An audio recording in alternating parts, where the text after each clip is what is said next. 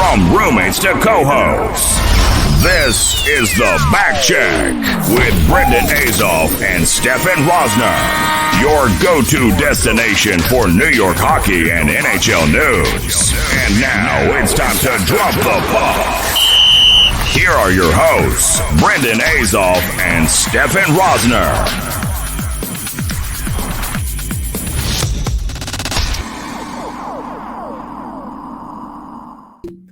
What's up, everybody? Welcome to episode 24 of the Backcheck. Brendan and Stefen here.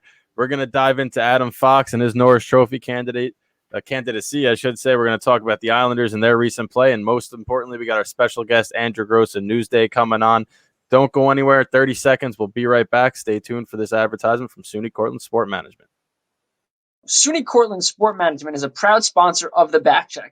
In the SUNY Cortland Sport Management program, students get hands-on training in sport event management and sport media production. The Sport Management Department is the oldest sport-specific major in New York State and boasts an impressive list of alumni, something me and Brendan know a lot about.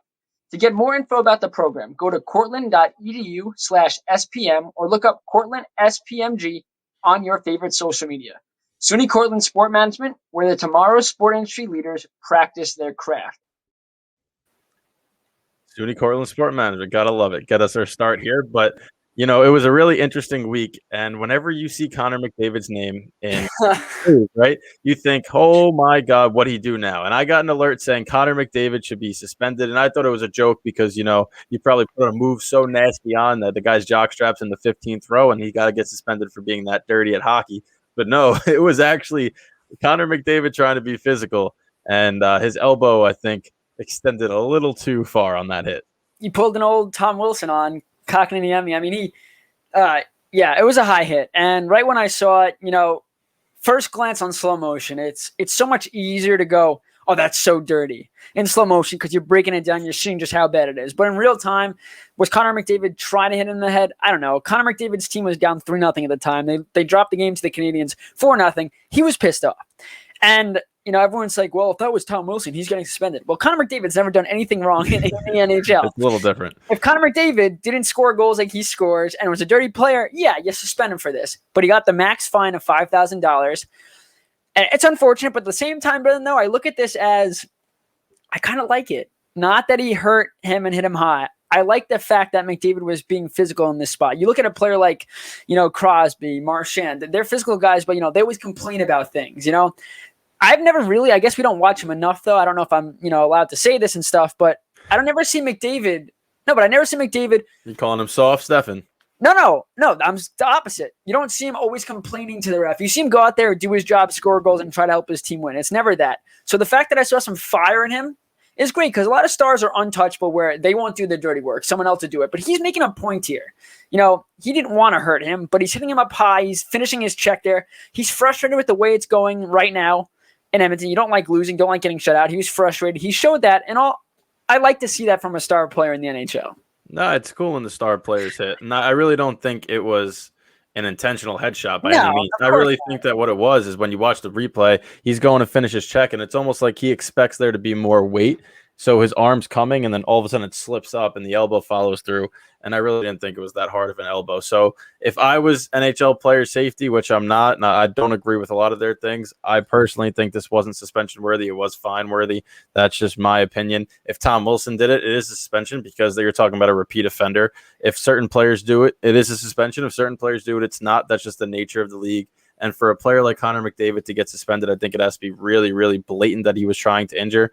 And I don't really see that way. I think it was just an accidental elbow that came up. That happens. It's hockey. You got fined. You move on. We will talk about Tom Wilson later when we get to the Rangers because he made me crack up last night. But that was a great scene between Lindgren, him, and Ovechkin at the end of that game. I was crying. That last 2-minute stretch was great. But we'll get to that shortly. But big news, you know, out of Florida is back on Saturday. Aaron Ekblad, who's having a phenomenal year, gets caught up with Stars defenseman Esa Lindell in the corner, falls awkwardly, fractures his left leg. He's out 12 weeks.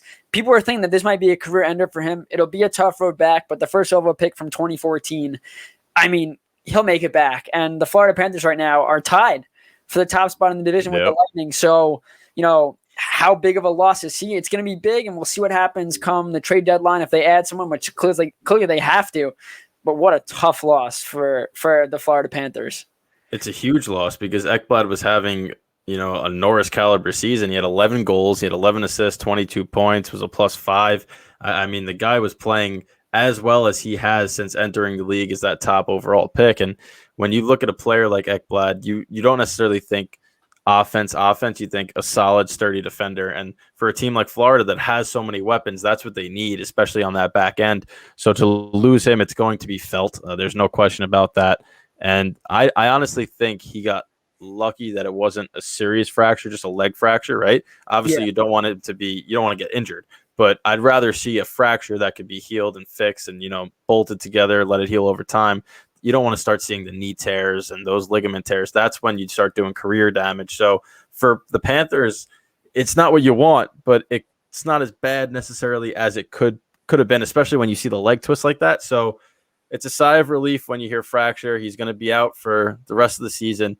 I think he'll be fine rebounding wise. If Alex Smith can come back from what he came back from, I think Aaron Ekblad's going to be just fine coming back. And how they replace him, I thought they were going to get Shane Gostisbehere, but they didn't go out and do that. Well, let's talk about Shane Gostisbehere. He's put on waivers yesterday or 2 days ago by the Flyers, and you thought, oh, is he finally? Are the Flyers finally going to find a way to get rid of this guy? He hasn't been great. This year he hasn't looked bad. He's got 5 goals, 6 assists in 25 games played. He's been a healthy scratch more often than not, though. And you look at, and that's bad. First off, when you look at the Flyers' defense and how bad they've been, to have a guy like Shane Gostisbehere scratched more often than not, that shows something about your ability to play. And he's a Florida native. He grew up rooting for the Florida Panthers. Not many people say that at all in general, even if they're from Florida. They got a team like the Lightning right there, so it's an easy choice.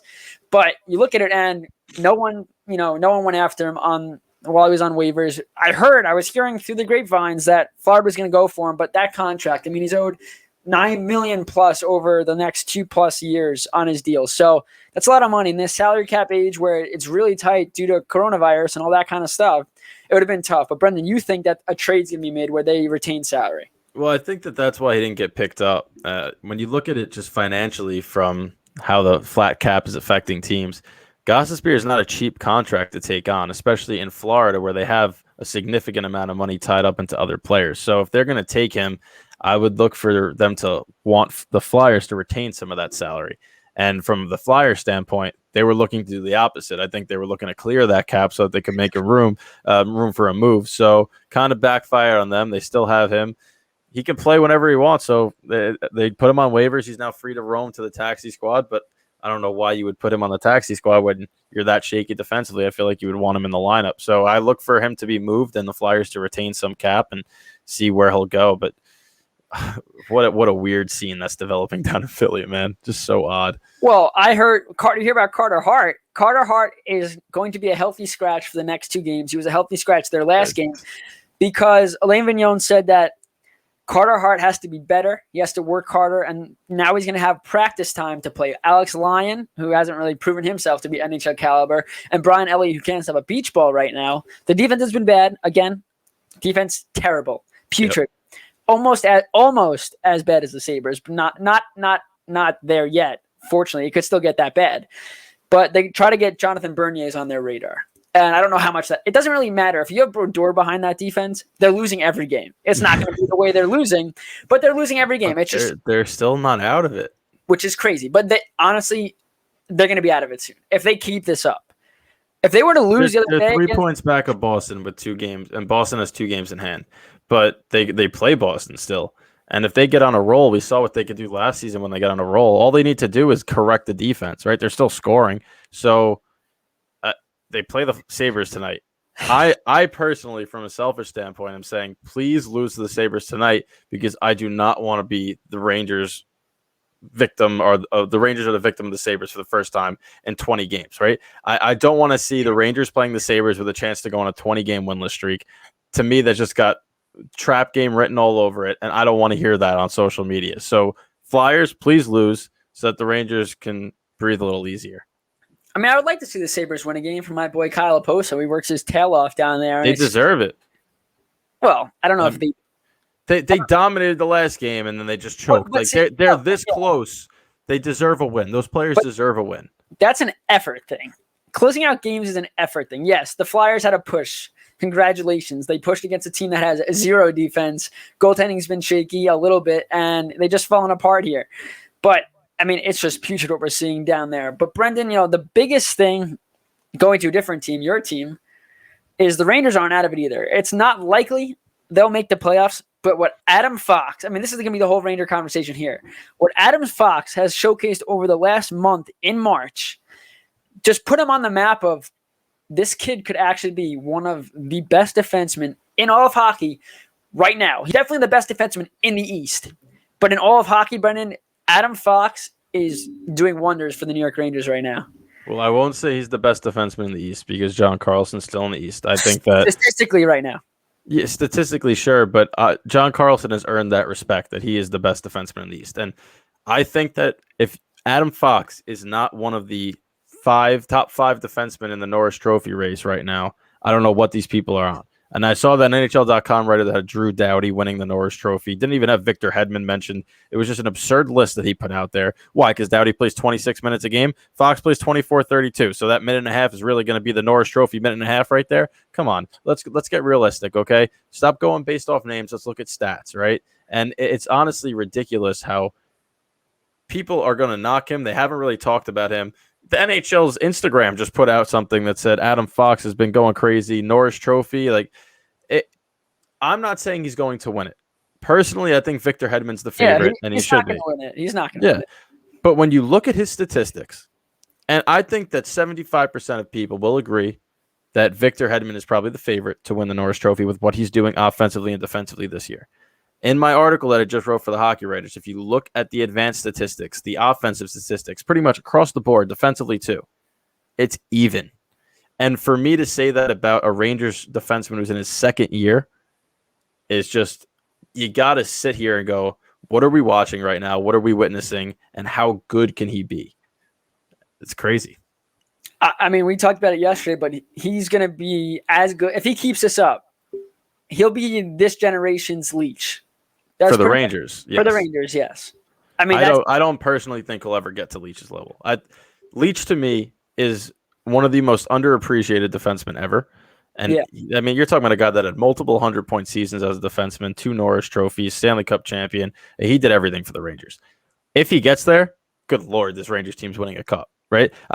That's how important Fox will be. Because if you think about it, they snuck into a qualifying round last year, and they're hanging around this year with Zibanejad struggling for the majority of the season, Panarin taking a leave of absence. So when you look at who's the reason they're hanging around, this guy Adam Fox is pretty good at hockey. And I think that if he continues to get better, if Miller continues to get better, which we expect both of them to, it's hard to get better than what Fox is doing right now, but it looks like he can if he's only 23. You bring in Lundqvist, you have Trouba coming back, right? You start to add these young pieces, and now all of a sudden you're talking about a team that's loaded defensively when 2 years ago you were saying this is the most porous defense in the National Hockey League.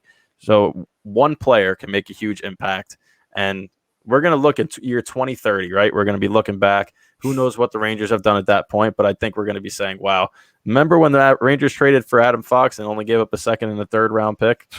That's something. I mean, 3 goals and 17 assists in the month of March in 15 games. Now, yes, 2 of those games came in blowout wins against the Flyers, but he still got the job done. He still had to make that pass and make that play. And last night, his goal to give the Rangers a 3-2 lead, right? Late in the third or middle of the third. He took the lead with like 13 minutes, I think, left. What a beautiful – that's not something that you could teach. That's a raw skill, what he was able to do there. What was better, the finish or the corral of the pass? Corralling the pass, because I think so too. Because he didn't have to think about that. Putting the puck back in, I mean, you got to think, all right, I'm going to shoot it there, and he was given time and space, but he made the time and space for himself because he didn't have to stop and get the puck. Kakko actually helped him there. Yeah, Kakko took the defender with him. Exactly, but it was all in one motion, and that's not something you see from a defenseman. That's somebody from a 5-6 year vet in the NHL level, a forward, a sniper, like filthy. That's a Barzal-esque type play from your number one defenseman. That's what it reminded me of, right? You talk about when you look at the Islanders, obviously, and we focus on those 2 teams here. That's a play that Barzal can make, and the fact that he is a second-year defenseman doing that, when the main part of his game is supposed to be shutting down the other team's top forwards, and he does that while making plays like that. That's why he's so special. And I don't think that Rangers fans are really. Some probably do. I love saying Fox for Norris because if he's not in the conversation, then the conversation's wrong with the way he's played. But when you realize that you have somebody who's getting mentioned with the elite defenseman, it kind of gives you that hope of the rebuild, and it's starting to come to fruition because offensively, the players that they've drafted high haven't necessarily given and instilled that hope into the fan base. You've seen glimpses of Kakko, glimpses of Lafreniere, but Fox is somebody who's been consistent since he entered that lineup last season. And I just really, it's mind-boggling at how good he's been in just 2 years, and not even 2 full years. That's what makes it even more impressive to me. COVID ended the first one, and COVID's impacting this one. And he's still growing mentally, physically. Like, I mean, he's a young kid. He could get exponentially better. We have no idea what his ceiling is, but I want to talk about last game's ending. So first off, so Brendan Smith, first off, this was just perfectly the way the broadcast happened, right? So they are raving about Brendan Smith just doing what the team asks him, and then he has a nasty crush. I'm so happy you just said that. Because I was watching that going, what? he's a very mediocre sixth defenseman on that team, and he does his sixth defenseman role great. And they're raving about him, like you said, and then 2 seconds later, boom. Boom. So he hits Oshie, right? Awful. This is that's as worse as a crush I could really get. Right to the ribs. You see Oshie going off, holding it. He's in pain. They call a penalty on the play. You know, everything moves around. One of the game's counting down, and Buchnevich scores the empty net goal. And who goes right to the Rangers bench? Tom Wilson. And I was like, well, Lindgren had to say something. Yeah, so probably Lindgren said something, and we obviously won't know about that. But Tom Wilson's pissed. And when 4 or 5, I feel like all the refs and some fans had to go on the rink and hold him back because he was angry. And, you know, we talk about it all the time where Tom Wilson's a player where if he's on your team, you love him. And if he's against you, you hate him. But this was a moment where he crossed the line. You don't, first off, he crossed the red line, which is literally the line. But at the same time, you don't go to another team's bench. They're celebrating an empty net goal. I mean, you don't do that. That's just a common thing. Anyway, he does it. And I was more concerned with Ovechkin mouthing off. Lindgren's like, shut up, Ovi, whatever he said to him. Lindgren was sitting there. Yeah. First of all, the fact he's a psychopath, all right? Every single game he comes out with a new bruise on his face. No, Lindgren. Wilson too, but Lindgren is. And that's why Rangers fans love him because he's a perfect compliment to Fox. He's that gritty guy. But Wilson is enraged, like you just said. Completely. There's 4 Rangers around him. He's going through all of them, trying to get to Lindgren. And Lindgren is sitting there smiling and laughing. Now, any normal human being that has Tom Wilson coming after them is like going into self-defense mode.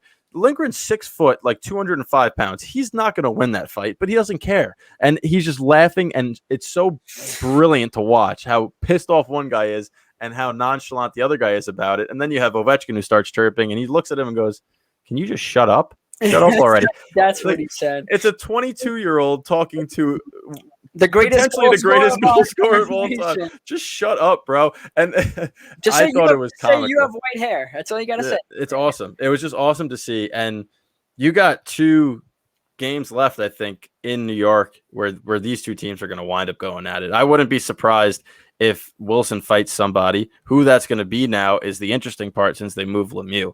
It could be Smith, even though I think Smith would get dummied. Lindgren might have to do it. I don't know how he'll do, but we'll see. It's going to be interesting to watch. I did also, before we talk Islanders, Ovechkin and Shesterkin trained in the offseason together. Oh, yes. This was great. And he stopped them on a redirect and commercial break, and all of a sudden they're skating back to the bench. You see them having some words. And it just... those were definitely not hostile words. Those were friendly words, probably a friendly back and forth, right? And I look at that and I say, it's such an advantage when Shesterkin's going to the offseason and the only shots that he's facing are coming from the best shot in the National Hockey League, pretty much. And I wonder if we're going to watch videos this offseason where you have Sorokin and Shesterkin training in the same facilities. And they're all from around the same area. So how cool would that be, right? You do see some pickup games on the offseason. Some videos come down where you got Ovechkin and Shesterkin versus Sorokin in one end. Like the way that these guys are going to grow if you're facing his shot, because he knows all the intimate details of goaltenders. And if he's training with you, he's going to share some of that. So I think it'll only make both of them better if that happens. Have you ever seen the movie Rookie, the baseball movie? I believe so. Okay, it's about this like 40-something-year-old pitcher who was training. Oh, yeah. Anyway, And what happens is he realizes that his team that he's pitching to realizes that he's throwing like ridiculously fast, high 90s. So their team was pretty bad, but he taught those players that, all right, I'm going to keep throwing 90s at you. So when you face pitchers that throw 70, 80, and they blew them out of the park. When you're going against an Ovechkin shot in practice, that's probably as fast and as hard of a shot there is in the NHL. Correct. So now when you're facing people that are not shooting that hard and fast, it's easier. It looks slower. You can control the game more. And I think for Shesterkin, you got, not that it's fully credited to Ovechkin, but practicing against a guy like that makes the other shots look so much slower. And it's just a perfect thing. And I don't know how much Ovechkin likes that. Then he probably shot that yesterday. It was a glove save, I think, right? A nasty glove save. And he probably said, God, he knows that kind of shot. Well, the first time these two teams played each other, with Shesterkin being the start of the season, Ovechkin had 8 shots on goal. Oh, yeah. He scored on the last one. So Shesterkin was 7 for the first 7, and they weren't routine shots. They were from his office. And it made people start to, wonder, does Shesterkin know what he's going to do when he shoots the puck? Because they train together. And even in the training video, Ovechkin had a breakaway and Shesterkin stopped him on it. So kind of interesting to see how that plays out over the next couple of years because they're going to be playing each other so much. And Ovechkin's going to get his goals. Nobody can stop him every single time. But Shesterkin, after giving up 2 quick ones early on, he really settled down and kept the Rangers in it. And I know that he hasn't gotten a shutout and that his numbers might not be blowing people away as the Henrik Lundqvist type numbers, even though it's a 2.3 and a 9.22. They're pretty damn good numbers. Yeah. But if you watch him play, even the games he gives up 3 goals, the Rangers, for some reason, when it's a starting goalie, don't play defense in front of him. And he's been making some fabulous saves. And I think that he's another one that will continue to get better. And once he gets that first shutout, don't be surprised if he goes on one of those Varlamov-like shutout streaks where it's like 2 straight games of just dominance. Yeah, for the Rangers, they kept their hopes alive. Unfortunately, Boston won in overtime, which does damper things there. How does that happen? It's collapsed by the Devils, man. Your friendly neighborhood Devils. It was 4-2, 4-2, 4-2, and then you put out a tweet, and I go to check, and I'm like, you got to be kidding me. It's 4-4 in OT. And then Blackwood stood on his head in OT, and the Devils had a power play and couldn't score. It's hockey, man. That's why we love it. But for the Islanders, we'll get to the interview in about 8 minutes or so with Andrew Gross of Newsday, covers the Islanders. Great guy. We talked to him yesterday. It'll be a pre-recorded interview. But anyway, we talked on this interview about the Islanders' slow starts as of late. Over the last 4 games, they have not scored the first goal. And I wrote an article about why. Obviously we're not in the players' heads mentally, what's going on. But statistically, I can tell you why they're going down early. And let me just throw a few out there. So in the first period, so 4 first periods now, they are 26 of 76 in the faceoff dot. That's 34.2% to start games. That's downright terrible. They're around 40 or 51 point something on the season. So above the 500 mark, which is what you need to see. But in the first period, they're not winning faceoffs. Yep. What happens when you don't win faceoffs and control possession is you take penalties. Right now, they are averaging 2 penalties per first period over their last 4 games. Their PK is 4 for 6, but at the same time, that's just, first off, your top players like a Barzal, a Wallstrom, they're not on the penalty kill. So you're not letting them get their legs underneath them. Your best players aren't on the rink when you're killing penalties. That's nowhere to win. Plus, the pressure that you now put on the goalie early in the game. And in the first period, I think the goaltenders for the Islanders, Sorokin and Varlamov, I think a .845 or around their save percentage. So they're not coming up with those big saves either. It's not working out. They have 6 shots on goal per first period. Oh, again, over these last 4 games, which is just not where you got to be. Their opponents are around 9. So you're not controlling pace of play. You're not winning faceoffs. You're taking penalties. And you're not getting shots on goal. They're being outscored 6-0 in those first periods. But the crazy thing is, after the first period, they outscore their opponents 8-4.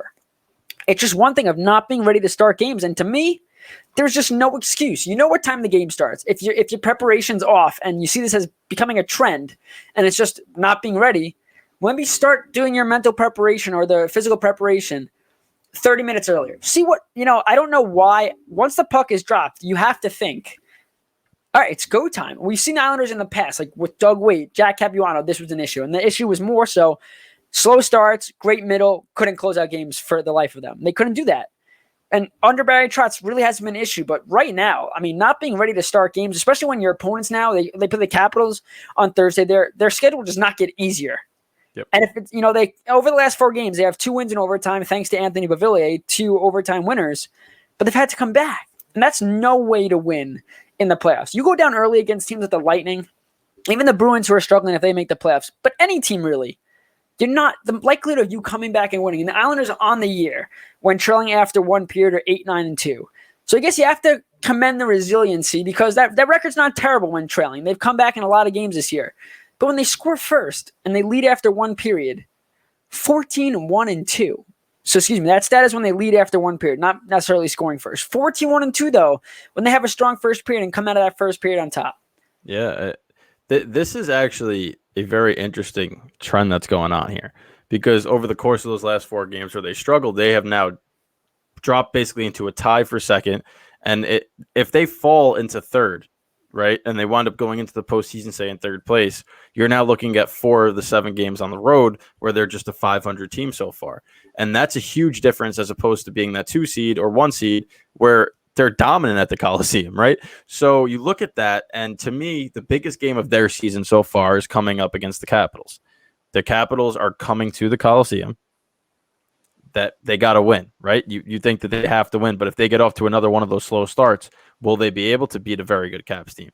The Capitals lost for just the second time last night after leading into the third period. So that does not happen often what the Rangers were able to do last night.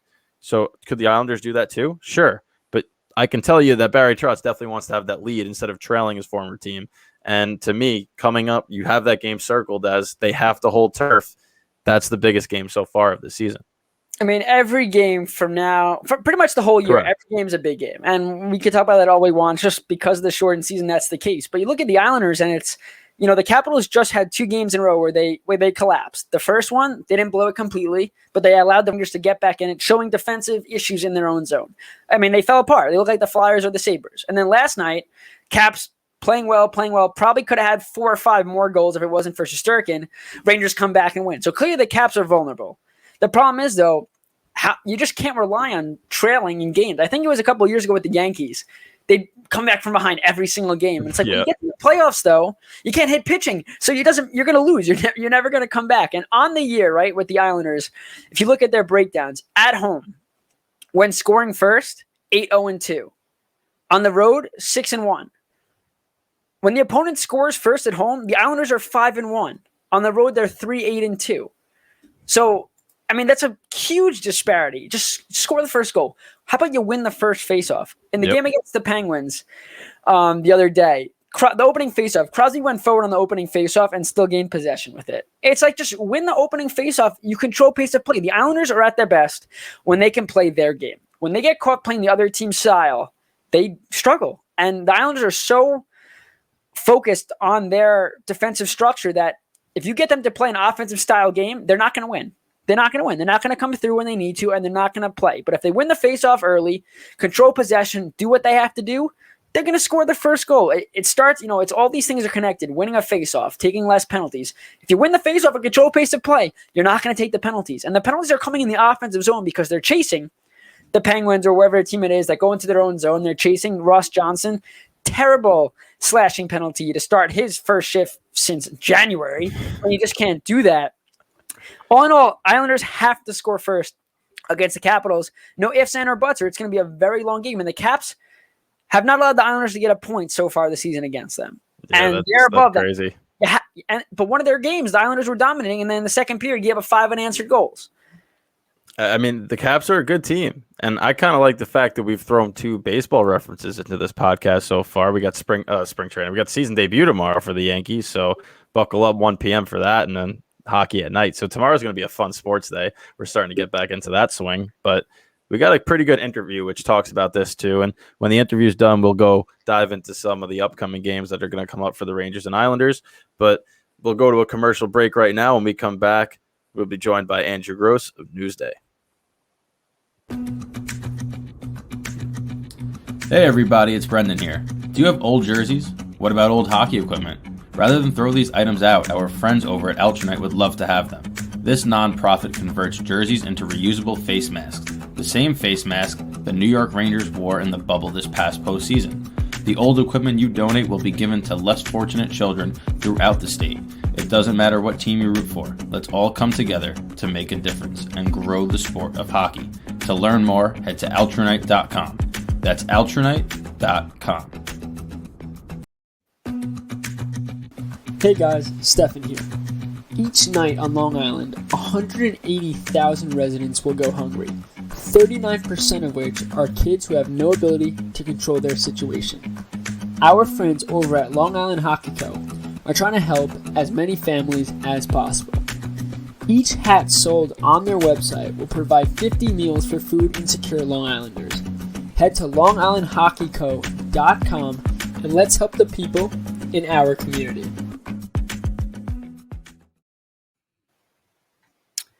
All right, Brendan, let's do this interview, shall we? Let's do it.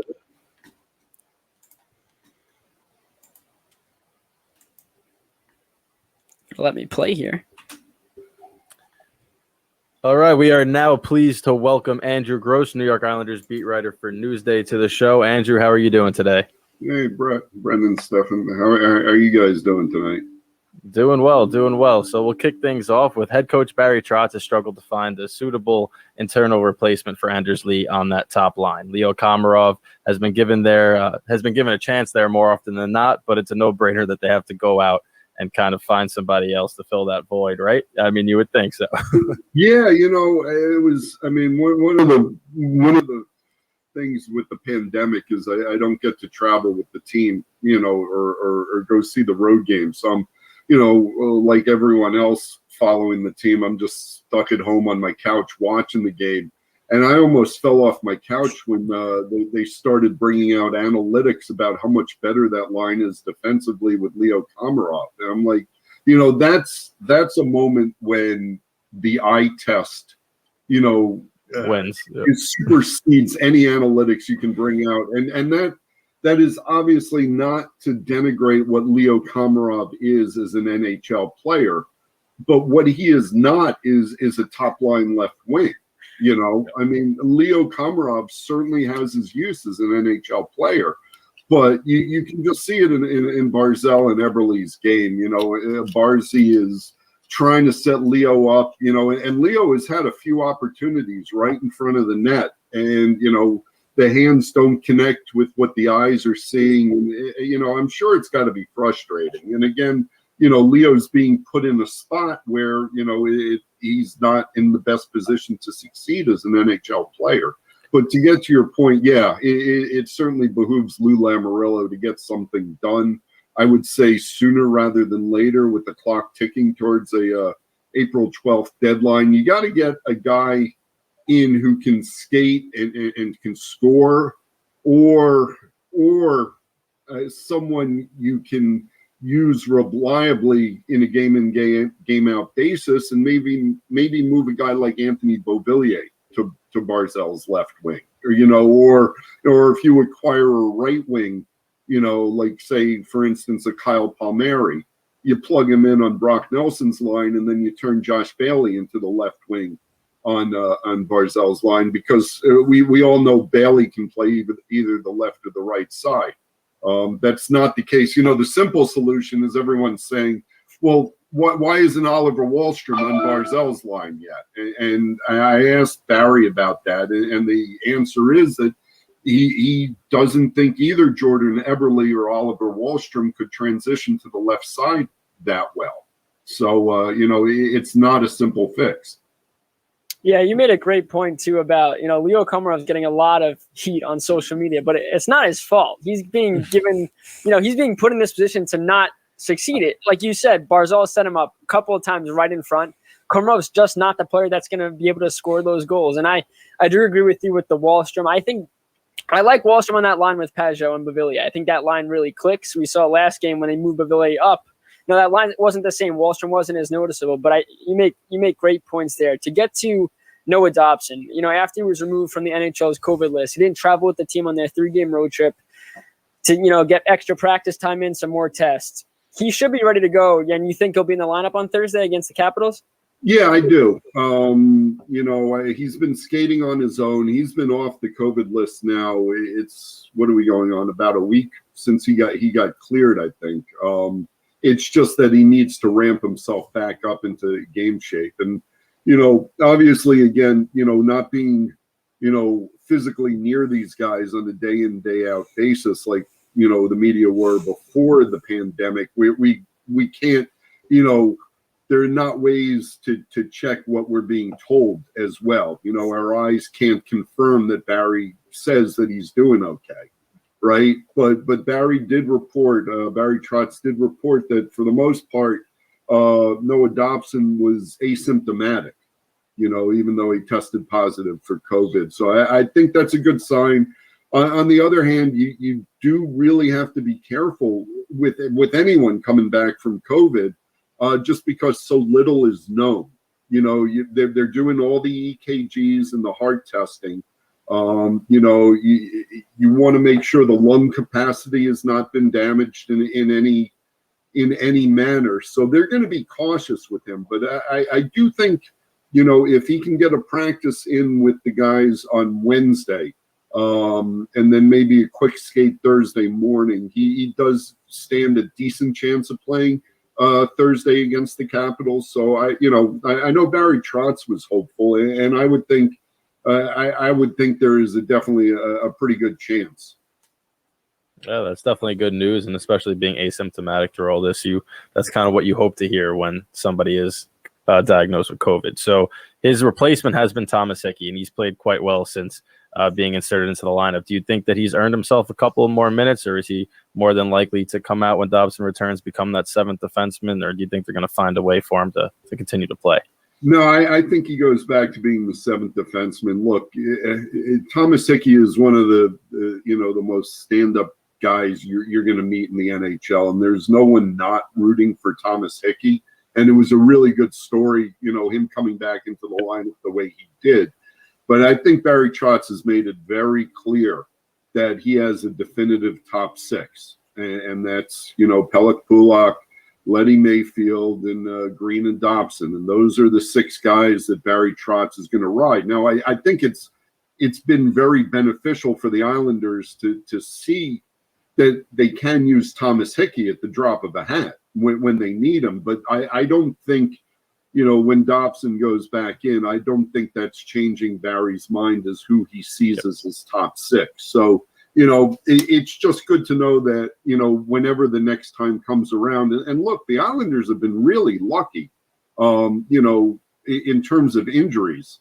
I say that even with Anders Lee going out with the torn right ACL, the first 28 games of the season, Barry was able to use the same six defensemen. And, we all saw last season with Adam Pelech's injury, how fragile it can be when you lose one of your defensemen. So, at some point, one of those top six is going to have a bumper or bruise that's going to keep them out of the lineup. So it's good to know that you can trust Thomas Hickey to go in like that. But, that's what he is right now. He is clearly a seventh defenseman on this team. So I know that, obviously they're in the middle of a playoff push and the standings can change each and every game, but it seems like Andy Green's been a little sluggish as of late. Do you think we'll see any time where Hickey might come in for a game to give him a day off, or you think that he's just going to ride Green? Because I think Green can handle it, but it seems like, the schedule and the game is getting to him a bit. Yeah, and I think you could say that for the whole team. I mean, they just looked a little sluggish right off the hop, right? All road trip. With regards to Andy, and getting back to what I was just saying, I do think that Barry is going to ride these guys, and the schedule. I mean, I don't want to say it gets easier, because the level of competition is pretty high here down the rest of the stretch. But it's not would they play 18 games in 33 days, which is just almost a suicidal pace in the NHL. They have Tuesday and Wednesday off this week. I think next week they have a span where they have 2 days off. It's not, game upon game upon game like it has been. So I think the guys have been pretty good about, knowing how to get the rest and recovery and take care of their bodies. And Andy is such a veteran. He's 38 years old, which is certainly, old by NHL standards. But, Andy Green has always been, ever since he came into the NHL in 2008 with the Devils, he's always been a thinking man's defenseman. He doesn't have necessarily the big body that you see in NHL defensemen. So he had to go about this kind of in a smart way. So he plays very intelligently, positionally, taking the right angles, getting to his spots, and that goes to off the ice too. I know Andy is pretty smart with knowing his body and knowing when to push it and knowing when to let off on the reins a little bit. So I don't really worry about him. Oh, that's good because Andy Green is such a professional, and even though he's 38, I feel like he could still play top minutes, and he's such a valuable defensive defenseman. I feel like in the NHL today, everyone just focused on offense, but Andy Green's one of those guys that's so reliable in his own bones. The Islanders have a habit over the last 4 games, Andrew, of trailing. They haven't scored the first goal, and we saw last night again. They fall behind early. They try to come back. It comes up short. Do you think it's just a mental block at this point, or is something more to this? I know Barry Trotz after the game said, they just don't seem ready to go.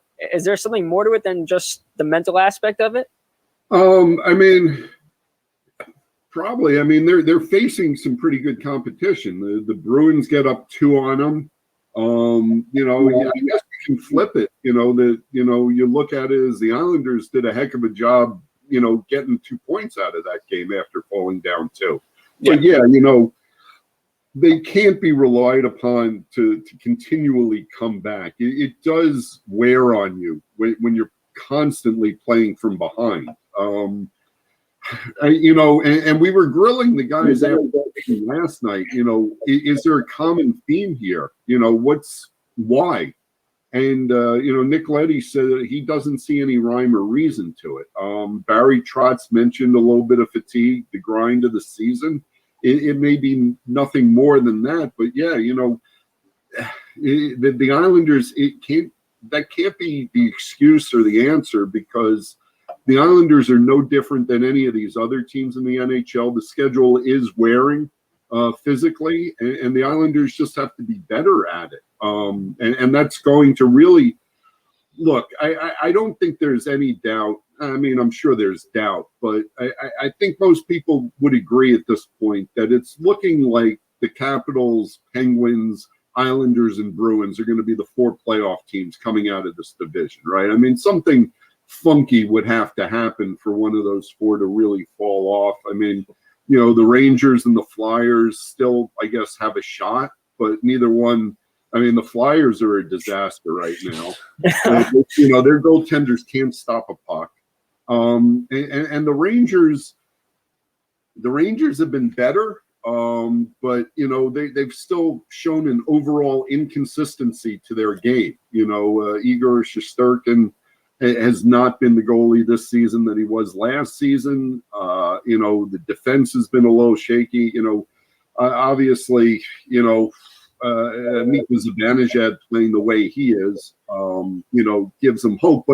But my overall point is, I think we can agree that, it's kind of the Bruins, Islanders, Penguins, and Capitals playoff spots to lose at this point. And I don't think any of those 4 are really going to fall off the cliff. So, as we go along, the Islanders have time to get better and to get mentally stronger and to figure out what's going on at the beginning of games. But I'll tell you what, if they get into the playoffs and they're still, having to play from behind all the time, it's going to be a pretty quick out for them. Yeah, it definitely is. And one of the things that you have to have in the playoffs is good road success. And it seems that early on, not early on anymore, but throughout the course of the season, the Islanders have been dominant at home, which is great way to send off the Coliseum. But when they go on the road, they become a much more mediocre team, I guess is the right word. They're 9-2 on the road. They're not terrible by any stretch of the imagination, but they're falling behind in games. They're struggling to be consistent when they step away from that Coliseum. So is that something that there's a cause for concern? Do you think they're going to be able to figure that out come that postseason time? Because the only way to win a playoff series is you got to find a way to win on the road, especially if they now start to trickle down to that 3 spot or 4 spot. I'll be honest with you, and we've been asking the guys all season because it is odd on the surface, right? Yep. The being so good at home when there are no fans in the stands. I was just going to say that. Yep. Fans, right? So, you know, you would think the opposite would be true, that you would have less of a home ice advantage. I think what's going on, it's not just the Islanders, but in general, being on the road right now is a real slog because of the COVID protocols. You are basically a prisoner in your hotel room. You stay in your hotel room. It's not like you can go down for a team meal or grab a bite at a restaurant, right? So guys are eating in their rooms. They're basically going to their hotel room, going to the rink to practice for a morning skate or a practice or play a game, back to the hotel room, and they're spending more than, you know, it's not just a quick 24 hours in and out of the city now. Now you're playing these 2, sometimes 3 game series in one spot.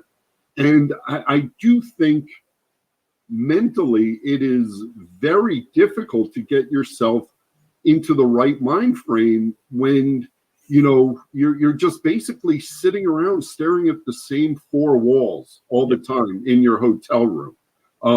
You know, I don't have the list of road records in front of me, you know, up and down the NHL, but I think my sense is that most teams are, you know, are not as good this season on the road as a result. And I really think it's because the guys talk about it, you know, how boring it is. It was not like going into the bubble. You know, the bubble had its own issues, but you know, you could tell which teams in the bubbles turned the situation around and used it to their advantage. And the Islanders were one of them, where they bought into the team building and the brotherhood aspect. You know, other teams, you know, the Rangers get swept in 3 games, going back to the Rangers again. And the whispers were that the Rangers wanted no part of the bubble, you know, that they just hated the atmosphere, and it showed in their play on the ice. And the Islanders embraced the bubble. But, you know, this is very different on the road right now.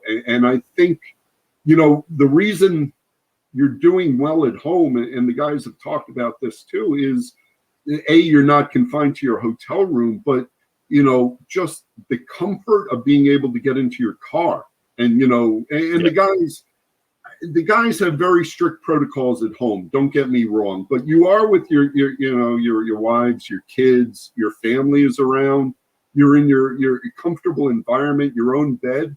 And I think this season, more than any other season, that's playing a huge role in what we see in the hockey games. You know, a player's comfort level in the off-ice environment. So, I mean, those are all great points. I mean, you talk about team building, Pajot with the ping pong champion. I mean, we all remember that. But you're right. They embraced it. And you could see when they played on the rink that it was much more team oriented the way they played. It was just compact. They looked great, and that's why they went on such a long run. But going back to the game on Thursday against the Capitals, the Islanders have failed to get a point against the Caps all year. It's kind of like the Penguins, who's dominated them. But I mean, the Islanders have been in games against the Caps. You know, that major blowout a couple earlier in the year where they had 5 goals against in the second period was just not good. Besides scoring first, which would be great to see because the Islanders can't seem to do that. You know, is staying out of the penalty box and what the biggest thing against this Capitals team? Because you saw last game, I mean, their power play always with Ovechkin in that spot is lethal. And over the last 4 games, the Islanders have taken 6 penalties in the first period in total over that span. And it wears the team down. Your top players like Barzal, Wallstrom, they're not on the rink for the PK, so they're not getting playing time. So you think the biggest thing is just staying out of the box early in games? Yeah, certainly one of the biggest things. I mean, you know, everyone knows where Ovechkin's going to go, and, you know, no one's figured out how to stop him in, you know, 16 seasons or whatever it is. Yeah. And, you know, it's not just staying out of the box. It's taking undisciplined penalties. The Islanders, if you go through, they're taking too many penalties in the offensive zone.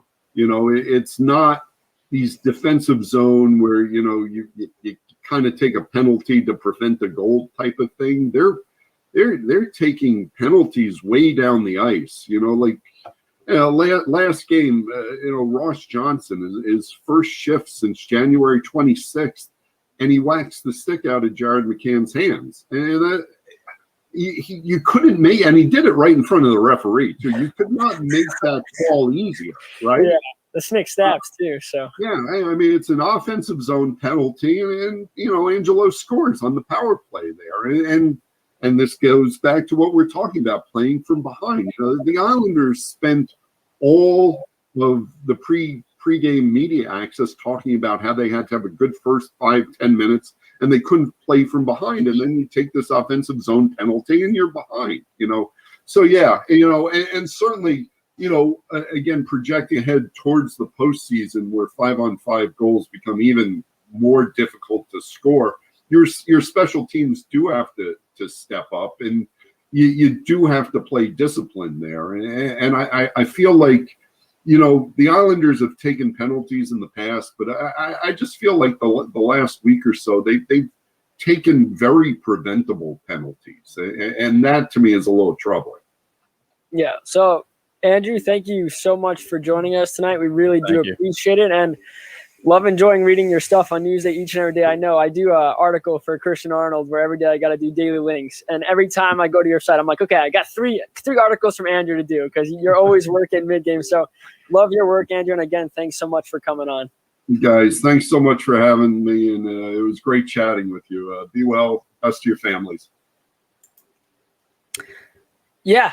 Andrew Gross, one of the best guys we've interviewed, and he's down to earth as well. He took the time to talk to us, and he knows his stuff. He's been covering over 1,000 NHL games. I think he said on Twitter he hit that mark last year. He covered the Devils, the Rangers, now the Islanders, and he explains perfectly. Like, undisciplined penalties early in games have really come back to bite this team. And again, we talked about it. It's not about the Islanders giving up a power play goal. Well, that's hurt them over the last couple. It's the fact that it's a grueling effort now. You're starting the game shorthanded. More work's got to be put in. You're taxing your defense, your top killers. Mayfield looks so bad this year, what people keep saying, even though, his stats are better than it was last year. It's the fact that he's on the penalty kill. He does these things. He's in a more vulnerable spot. And the penalties like a Ross Johnson penalty in the offensive zone, it's just not okay. Defensive zone penalties are one thing, and they're not great. But when you're in the offensive zone, you can't be taking penalties, especially your first shift back from playing, and the fact that your team already struggles to start games. So the last thing you could do in your first shift in 2-3 months is come on the rink and take a penalty. And the Islanders don't kill it off, and they're trailing. So it's unfortunate, but, the players feel like there's nothing to correlate there. It's just getting ready to go, and hopefully Thursday when it comes around against the Caps, they get off to a very strong start. Yeah, they have to. And I think, this is a good time to talk about the upcoming schedules for the two teams because, last time we had a show, I talked about the Rangers had to go a certain record to make the playoffs. I think it was like 18-5-3 is what I came up with. And this current month, March is done, right? You had Mika March where he was going off. Adam Fox, we talked about his numbers in March. So they were dominating. And now you have a 16-game stretch in April, right? 16-game sprint where if you're going to make the playoffs, they have to probably rack up between 12 and 13 wins in this 16-game stretch. They start off with 2 against the Sabres now. We already know what has to happen. Domination. Correct. 2 against the Penguins. Those are your last 2 against Pittsburgh. You probably want to beat them. I think they're the last 2. I might be mistaken there. Then you get 2 against the Islanders, 4 against the Devils, 1 against the Islanders, and 2 against the Flyers before 2 more against Buffalo. That stretch between the Islanders and Devils is 7 games. You got to try to go 5-1-1. You got to try to go 7-0. Yes, but that's unrealistic. That's too many games. They play 4 straight against the Devils. It's very hard to win 4 straight against one team. Could they do it? Sure, but will they? I highly doubt it. But if you could beat those teams, and if they could somehow go 12-2-2 or 12-3-1, something like that in this month, playoffs now become some sort of realistic aspiration where that final stretch of 5 to 7 games is going to be huge. Like it's going to be a battle. But if they don't and they, wind up being like 9-7 over this course of the 16 games, they're not going to have a chance. So it's really interesting to see how this pans out because it's a lot of rivalry games and sprinkled around some Sabres games that are must wins. You talk about the Rangers schedule. The Islanders isn't easy. Yes, they're in a playoff spot, but they want to stay there. So right now they play Caps Thursday. It goes Caps, Flyers, Rangers. to end the year, they got 5 games against the Caps, who they're 0-3 against this year. 4 games against the Rangers, they're 2-1 right now. 3 games against Boston, who they 5-0 against. If they could go 8-0, I mean, when the season began, someone said after they beat the Bruins the first time 1-0, they're going to go 8-0, and it was a complete utter joke. But they have the chance to do that, and I hope they do. If you have no choice, I hope they do. It doesn't seem like Tuukka Rask is coming back anytime soon. And we saw last year he didn't play in the bubble because he had to deal with an issue with his daughter. He left the bubble. If they don't have Rask, and they're on a downward trend right now, the Bruins, they have not played good hockey. Not only can they fall out of a playoff spot, but if they do make the playoffs, they're not going to go in hot. I'll tell you that. They got 2 games against the Flyers, who they're 2-1-2 against this year. 2 games against the Sabres, they're 6-0 against, and 2 games against the Devils, who they're 4-1 against. So I mean. Not that the Rangers aren't, obviously they're not a playoff team right now, but at the same time, that's a playoff style game. I mean, the Rangers, doesn't matter what the record of the Rangers is, the battles, it's a battle. It's grueling. It's, energy consuming. It could take a lot out of you to have to go play a different team. You can go play the Sabres after playing the Rangers, and it might not be an easy win. So you look at these games against the Islanders, and it's tough for competition. I don't care if you want to say the Bruins are harder than the Rangers, the Flyers, whatever. I have more in that game being a harder game than I do in a game against the Bruins. Excuse me. So it's tough. It's tough battles, and we're going to see exactly right now in this last month plus what kind of Islanders team this is. And again, trade deadlines approaching. Do they have to add somebody? It's not even a question. If they don't, they're in serious trouble. But if they could add 2 pieces and get a depth forward, top player to play alongside Barzal, I mean, you're going to find out in this last month plus what the true identity of this, how good of a chance this Islanders team have of making a run like they did last year and going over the top against a team like Tampa. That's what you're going to see. Yep. And now the Rangers play the Islanders 3 times over that 7-game stretch that I just mentioned. Yeah. All 3 are at Nassau Coliseum.